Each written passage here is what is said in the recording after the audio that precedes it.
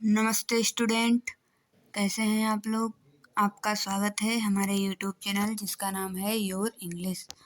आज हम आपको बताएंगे कि आपके बोर्ड एग्ज़ाम क्लास 10 में कौन कौन से ऐसे इम्पॉर्टेंट चैप्टर हैं जो आप पढ़ के जाएंगे तो उसी में से पेपर में आएगा। ठीक है, हमने ये analysis previous year question paper के अकॉर्डिंग किया है। प्रीवियस ईयर क्वेश्चन पेपर में जितने भी क्वेश्चंस आए हैं अभी तक वो इन्हीं चैप्टर से आए हैं। तो चलिए हम देखते हैं ये कौन कौन से हैं। इम्पॉर्टेंट इंग्लिश बोर्ड पेपर 2024 यानी कि 2024। सबसे पहले आता है हमारा प्रोज में हमें केवल 4 चैप्टर जो सबसे ज़्यादा मोस्ट इम्पॉर्टेंट हैं वो आपको हम बताने वाले हैं। अगर आप इन चैप्टर से क्वेश्चन आंसर तैयार करके जाते हैं तो इन्हीं को चैप्टर से आपके क्वेश्चन आंसर आपके एग्ज़ाम में देखने को मिल जाएंगे। चलिए हम ये देखते हैं। पहला चैप्टर है a letter to God. A letter to God के आप जितने भी शॉर्ट क्वेश्चन हैं उनके सारे आंसर आपको याद कर लेने हैं। अगर आप सारे शॉर्ट क्वेश्चन के आंसर लर्न कर लेते हैं तो उसके बाद में आपको कुछ भी लर्न करने की ज़रूरत नहीं होती है। आप उन्हीं शॉर्ट को लॉन्ग में बदल सकते हैं। अगर आपको इन्हीं चैप्टर से कोई लॉन्ग क्वेश्चन पूछा जाता है तो आप उन्हीं शॉर्ट को एक दूसरे में लिख करके और उनको क्या कर सकते हैं, लॉन्ग आंसर बना सकते हैं उसका। ठीक है, उसके बाद हमारा आता है नेल्सन मंडेला। नेल्सन मंडेला का लॉन्ग वॉक टू फ्रीडम बहुत ही इम्पॉर्टेंट चैप्टर है। इससे भर भर के क्वेश्चन आए हुए हैं आपके प्रीवियस ईयर में, इसलिए आपको ये चैप्टर भी बहुत अच्छे से पढ़ना है। उसके बाद में आपका आता है from the diary of an Frank. From the diary of an Frank यानी कि ये एक ऐसी लड़की की कहानी है जिसके पास कोई दोस्त नहीं होता है और वो अपनी सारी बातें, अपनी सारी फीलिंग्स अपनी एक डायरी में लिखती है। तो ये चैप्टर भी आपके लिए काफ़ी इम्पॉर्टेंट है। नेक्स्ट आपका आता है ग्लिम्स ऑफ इंडिया। इस पर आप मोस्ट इम्पॉर्टेंट लगा लीजिए। ये जो चैप्टर है आपका, इससे खूब सारे लॉन्ग एंड शॉर्ट क्वेश्चन पूछे गए हैं। उसके बाद में आपका आता है पोएट्री। अगर आप प्रोज से इतने चैप्टर तैयार कर लेते हैं, इतने चैप्टर के केवल शॉर्ट क्वेश्चन तैयार कर लेते हैं तो आपको इसके अलावा प्रोज से और कुछ भी करने की ज़रूरत नहीं पड़ेगी। आपको इतने में से ही सब कुछ देखने को मिल जाएगा। चलिए उसके बाद आते हैं अपने पोएट्री पे। पोएट्री में हमें क्या क्या पूछा जाता है। पोएट्री में हमें एक सेंट्रल आइडिया पूछा जाता है। उसके अलावा में एक 4 लाइन की पोएम पूछी जाती है। 4 लाइन की पोएम पूछी जाती है। अब इसमें हम क्या कर सकते हैं, अगर हम 4 लाइन की पोएम ना लर्न करना चाहें तो हम सबसे पहले ये 5 चैप्टर्स हमने मोस्ट इम्पॉर्टेंट दे रखे हैं जिनसे प्रीवियस ईयर में बहुत सारे सेंट्रल आइडियाज़ पूछे गए हैं। तो ये 5 मोस्ट इम्पॉर्टेंट चैप्टर कौन से हैं। पहला है आपका dust of snow, fire and ice, Amanda, fog, a tiger in the zoo. ये ऐसे चैप्टर हैं जिनसे प्रीवियस ईयर में भर भर के आपके सेंट्रल आइडिया और क्वेश्चन पूछे गए हैं। सेंट्रल आइडिया क्या होता है, सेंट्रल आइडिया में पोएट जो होता है जिस भी पोएम के बारे में वो बता रहा है उसी पोएम का निचोड़ सेंट्रल आइडिया में लिखा जाता है। अब सेंट्रल आइडिया के अलावा एक आता है आपका 4 लाइन पोएम, और अथवा में एक आता है, एक क्वेश्चन आता है जिसमें एक पोएम के बारे में उसने कवि ने क्या कहा है ये पूछा जाता है। तो आप उसमें क्या कर सकते हैं, अगर आपने सेंट्रल आइडिया अच्छे से पढ़ा हुआ है तो आप उस क्वेश्चन के आंसर में जो भी उसमें पोएम पूछी गई है उसमें आप सेंट्रल आइडिया को ही क्या कर सकते हैं, उसका आंसर बना सकते हैं। आप सेंट्रल आइडिया को ही उसका आंसर बनाकर लिख सकते हैं। ये भी बिल्कुल आपका सटीक बैठेगा और उसमें कोई गड़बड़ नहीं होगी। ठीक है। उसके बाद में आता है हमारा सप्लीमेंट्री। सप्लीमेंट्री में आपके जो इम्पॉर्टेंट लेसन्स हैं वो 4 लेसन्स हैं, जिसमें से प्रीवियस ईयर में क्वेश्चन बने हैं। वो क्या आपके बने हैं, आपके short answer type questions and long answer type questions. 2 short answer पूछे जाते हैं, 1 लॉन्ग आंसर पूछा जाता है। उसमें आपको 4 चैप्टर से शॉर्ट क्वेश्चन के आंसर लर्न करने हैं। ठीक है, शॉर्ट क्वेश्चन के आंसर लर्न करने हैं। ये कौन कौन से चैप्टर हैं आप देख लीजिए। पहला है द ट्रिम्फ ऑफ सर्जरी, दूसरा है द थीप्स स्टोरी, तीसरा है द नेकलेस एंड चौथा है भोली। द थीप्स स्टोरी से सबसे ज़्यादा क्वेश्चन पूछे गए हैं जो कि रस्किन बॉन्ड ने लिखा है। ठीक है, आप शॉर्ट क्वेश्चन अगर लर्न करने हैं किसी पार्ट के, तो अगर उस पार्ट से कोई भी लॉन्ग आंसर आपसे पूछा जाता है तो आप उन्हीं शॉर्ट आंसर को एक के बाद एक लिख करके उसका लॉन्ग आंसर बना सकते हैं।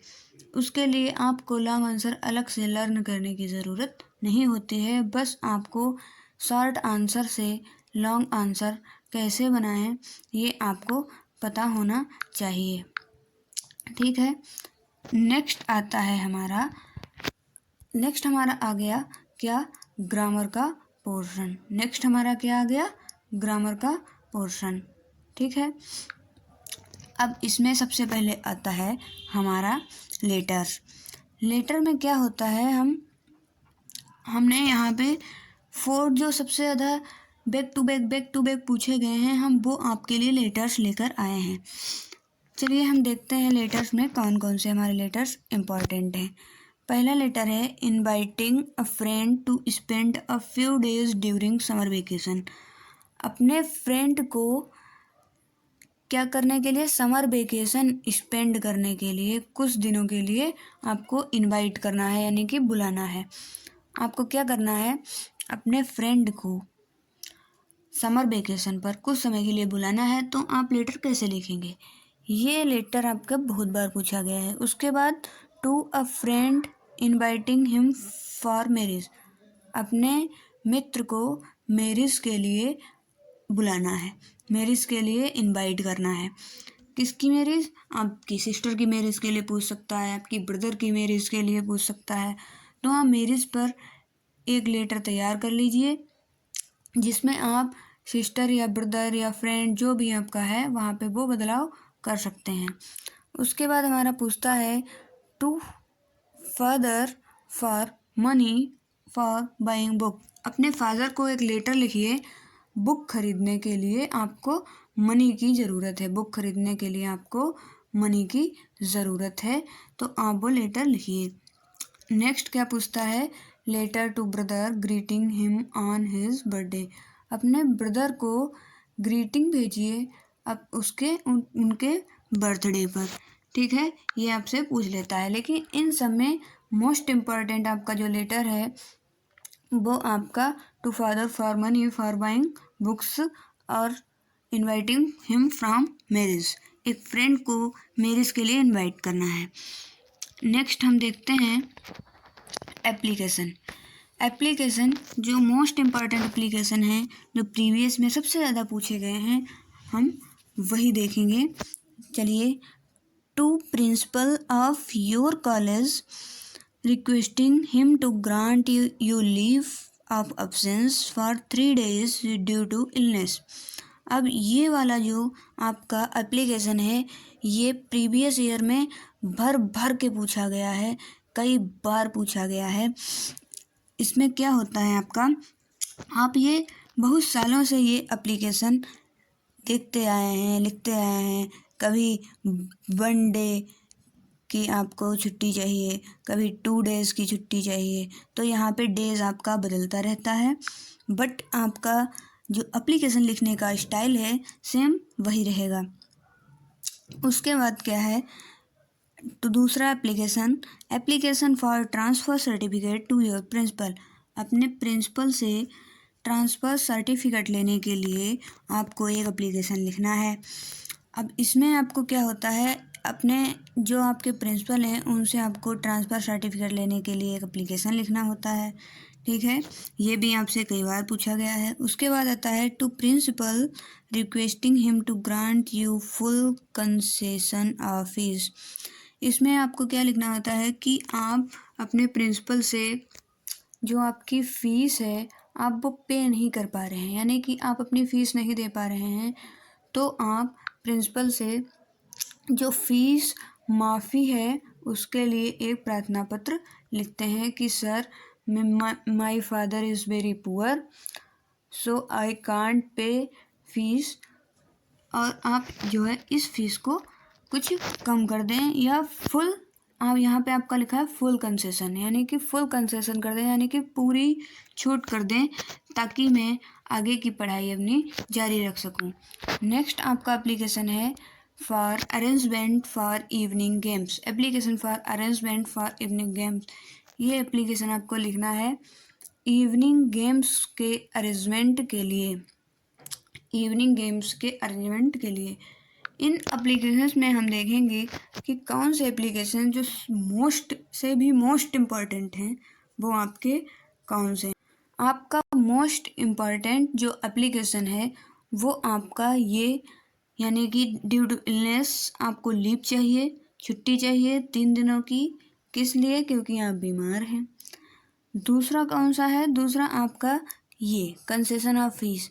ये दोनों एप्लीकेशन सबसे ज़्यादा पूछे गए हैं और आपको ये चारों एप्लीकेशन अच्छे से समझ के जाने हैं। अब हमारा पार्ट आता है एस्से।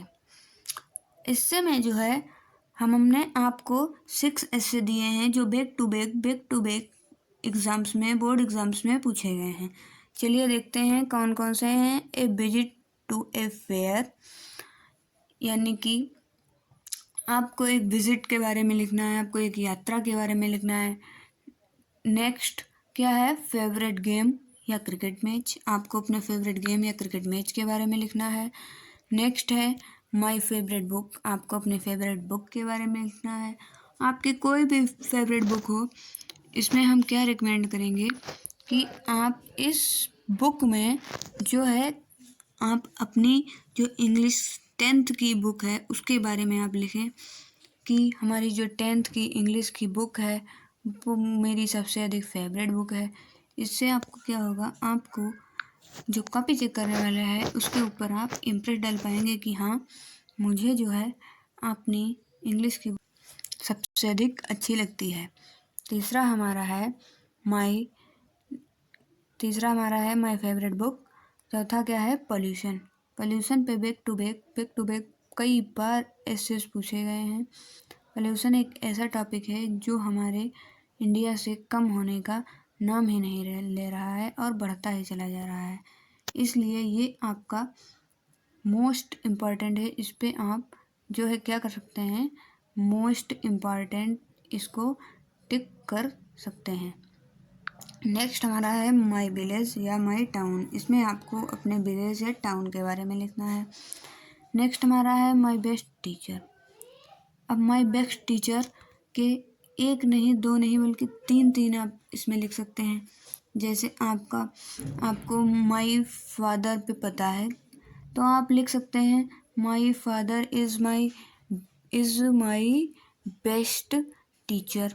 ठीक है, उसके अलावा आप चाहें इस पे लिख सकते हैं कि my mother is my best teacher.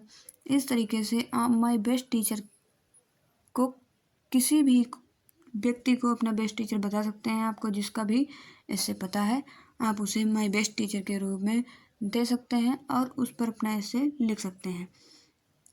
अगर आप बैक टू बैक इतनी चीज़ों को लर्न कर लेते हैं, इतनी चीज़ों को तैयार कर लेते हैं, तो इसके अलावा आपका इससे बाहर कुछ भी नहीं बोर्ड एग्ज़ाम में पूछा जाएगा। इससे बाहर कुछ भी नहीं पूछा जाएगा।